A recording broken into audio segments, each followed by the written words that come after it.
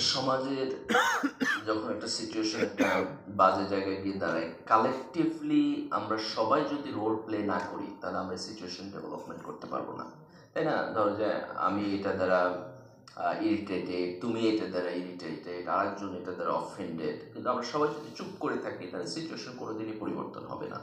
তো আমাদের সবার যার যার জায়গা থেকে আসলে আমাদের ভয়েস রেজ করতে হবে, নাগরিক অ্যাক্টিভিজমের জায়গাতে যাইতে হবে, কথা বলতে হবে, এই জিনিসটা পরিবর্তনের জন্য চেষ্টা করতে হবে।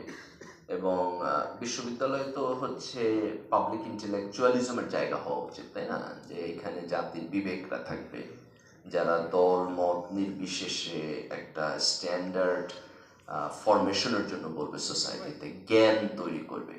কিন্তু বিশ্ববিদ্যালয় যখন এরকম জায়গা হয়ে দাঁড়ায় যে হেন কোনো বাজে কাজ নাই যেটা এখানে হইতেছে না, যেটা তুমি এক্সাম্পল দিলা যে ইউনুসের নোবেল প্রত্যাহারের জন্য দাবি নিয়ে বিশ্ববিদ্যালয়ের শিক্ষকরা ব্যানার নিয়ে দাঁড়াইছে, তো এটা তো কোনোভাবেই বিশ্ববিদ্যালয়ের শিক্ষকদের স্ট্যান্ডার্ড কোয়ালিটি এবং মোরাল পজিশনের সাথে যায় না আর কি। So yes, the sad thing is there. প্রথম পয়েন্ট হলো এই ডাইভার্সিফিকেশনটা ভালো জিনিস, মোটিভেশনটা যেখান থেকে আসছে দ্যাটস নট রাইট। মোটিভেশনটা ভিন্ন জায়গা থেকে, ধরো একটা অপ্রেসিভ পলিটিক্যাল সিস্টেমের সময় হয়তো রাষ্ট্রের ব্যাপারে আমাদের নেগেটিভ মোটিভেশন থাকতে পারে, কিন্তু ইফ দ্যাট চেঞ্জ তাহলে দিনের শেষে রাষ্ট্র আমাদেরই, এবং আমাদেরকে এটা রিবিল্ড করতে হবে। কাজে সেখানে সরকারি চাকরি বা অন্যান্য জিনিসের ব্যাপারে নেগেটিভ দৃষ্টিভঙ্গি থাকাটা ভালো না, বা এটা থাকা উচিত না। কিন্তু প্রফেশনের ডাইভার্সিফিকেশনটা একটা ইম্পর্টেন্ট জিনিস, যে আমাদের সবাইকে একই লাইনে একই পদ্ধতিতে যাইতে হবে, এটার কোনো প্রয়োজন নাই। তো আমাদের ধরো যে বিশাল সংখ্যক স্টুডেন্ট এখন প্রতি বছর এসএসসি ইন্টারমিডিয়েট পাশ করে যাচ্ছে, তো তারা যে প্রফেশনাল লাইফে কীভাবে পড়াশোনা করবে সেখানেও আমাদের ডিস্ট্রিবিউশন লাগবে। আবার বিশ্ববিদ্যালয় থেকে যারা পড়াশোনা করে পাশ করতেছে তাদের একটা অংশ চাকরিতে যাবে, একটা অংশ প্রাইভেট চাকরিতে যাবে, একটা অংশ সরকারি চাকরিতে যাবে, একটা অংশ দেশের বাইরে পড়াশোনা করতে যাবে। আমরা এই টোটাল ডিস্ট্রিবিউশনটা এভাবেই থাকাটা ভালো। এবং এখন যে ইন্টারন্যাশনাল মার্কেট, সে মার্কেটটা অনেক বড়, বিশেষ করে সায়েন্স টেকনোলজিতে অনেক বড়। আমেরিকা এবং ইউরোপে একটা বিশাল সংখ্যক ছাত্র হচ্ছে ইন্টারন্যাশনাল স্টুডেন্ট, ইন্ডিয়া থেকে যাচ্ছে, চায়না থেকে যাচ্ছে, আমাদের দেশ থেকে যাচ্ছে। তুলনামূলকভাবে আমাদের দেশ থেকে যাওয়ার পরিমাণ কিন্তু ইন্ডিয়া এবং চায়নার চেয়ে অনেক কম। আমার বোধ হয় প্রায় ধরো 10-20 ভাগের 1 ভাগ মাত্র আমরা। তো তার মানে আমাদের এখান থেকে আরও বেশি স্টুডেন্ট বাইরে গিয়ে তাদের মার্কেটে কম্পিট করে ঢোকার এবং নেতৃত্ব দেওয়ার সুযোগ আছে। তো এই কারণে আমি এনকারেজ করব যে বিশ্ববিদ্যালয়ে পড়া স্টুডেন্টদের যাদের বাইরে যাওয়ার মতো সুযোগ আছে এবং পড়াশোনা করার সুযোগ আছে, তাদের সেই অপশন এবং সুযোগটাকে এক্সপ্লোর করা দরকার। প্রিপারেশনের ক্ষেত্রে খরচের যেটা ব্যাপার, সেটা হলো যে ধরো কেউ যদি মাস্টার্সের জন্য বাইরে যায় অথবা পিএইচডির জন্য বাইরে যায়, তাহলে সেইখানে ইউনিভার্সিটির ফান্ডিং থাকে অনেক সময়।